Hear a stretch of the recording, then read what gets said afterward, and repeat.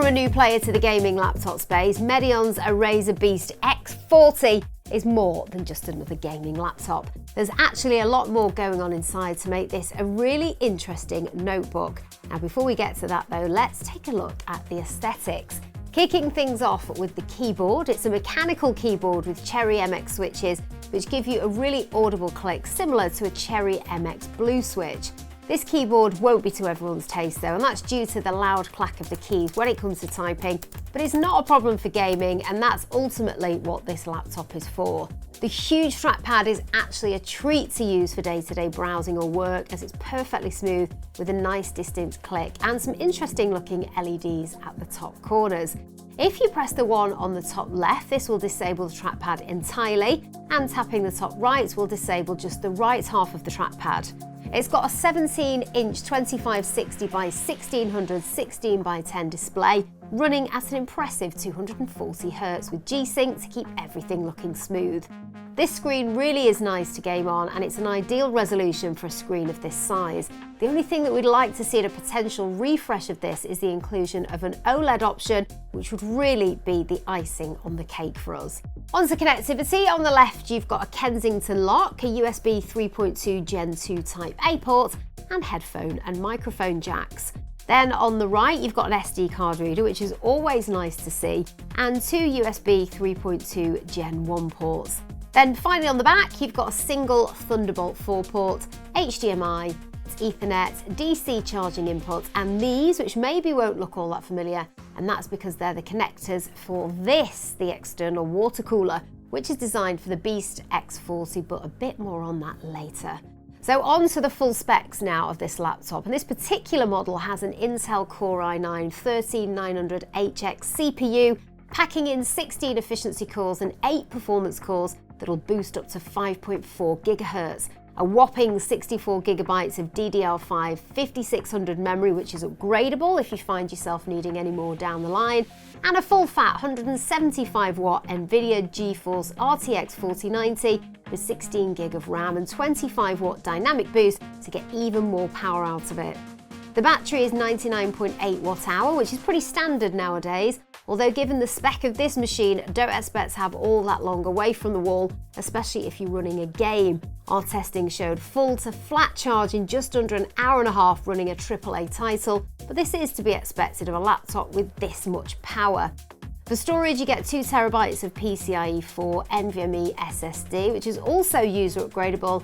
We'd just like to point out that pretty much everything is screwed in here rather than glued, making things like the memory and storage completely user serviceable should you want to upgrade or replace any in the future. Good work, Medion. So that's the laptop itself. Now let's take a look at this water cooler I mentioned earlier. This is an optional extra that's been specifically designed for the Medion Beast laptops for those of you that want really efficient cooling and performance. The system communicates with the laptop via Bluetooth, and the ERAZER Control Center gives you a full overview and control over the water cooling at all times. Now, this isn't as big as you might expect an external radiator to be, which is a pleasant surprise, but how does it actually perform? Well, starting with idle temperatures whilst on air cooling, the CPU was at around 52 degrees Celsius and the GPU was sitting at 41 degrees, a little bit warmer on the CPU than you'd expect to see on a desktop, but not unreasonable. Once you boot a game up, however, that is a different story. Running Outer Worlds at full resolution and max details, the GPU was sitting around 75 degrees, peaking in the low 80s, which for an air-cooled 4090 is pretty good. The CPU, on the other hand, was averaging at 90 degrees with peaks of 96, which isn't ideal. Though to its credit, the game didn't really start stuttering or losing much performance and was still over 100 FPS in Outer World. Despite thermal throttling though, the fans definitely were letting us know the laptop was running hot, though not the loudest, it has to be said. Then we hooked up the external water cooler that we mentioned earlier. It's really easy to do this, and the hose is magnetic on both ends, which is really cool. It slots into the back of the laptop where we mentioned earlier, and also on the back of the external cooler. Once it's in, just give it a little wiggle to ensure that it's secure. Do note though that before you connect it, you will need to put coolant in here, which we did a little earlier. And a tip for you, take your time with this as it needs less than you might think. it is recommended to use distilled water, and there's a handy little window here on the side which shows min and max levels, and you can even customise the LEDs in the control panel to match your setup if you wish. So again, another cool little feature. Now, whilst liquid cooled, the laptop is equally just as quiet whilst idling, and temperatures are already an improvement, with the CPU dropping right down to 42 degrees and the GPU down to 31 degrees. Booting back up into Outer Worlds sees a massive improvement in running temperatures and performance alike, with the CPU levelling off at a more reasonable 81 degrees with peaks of 94. These peaks, however, are probably due to the water cooling taking a second or two to kick in as load hits the CPU, so it's expected to have a jump. The GPU makes very good use of the liquid cooling though, sitting at 65 degrees in game with peaks of 69, so more than acceptable to maintain top performance for as long as possible. So to sum up, you're getting top level performance with as near to silence as you're going to get with a gaming notebook. The screen is fast and responsive, the keyboard is nice to use if a little antisocial with those clacks, and the noise levels, even when on air cooling, aren't really that offensive.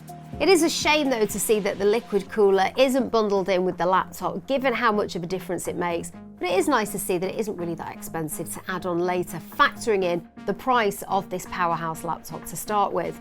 So if you're in the market for a desktop replacement laptop and you want the best combination of performance and acoustics, look no further than the Medion ERAZER BEAST X40. Be sure to click the link in the description, which will take you to scan.co.uk to get yours.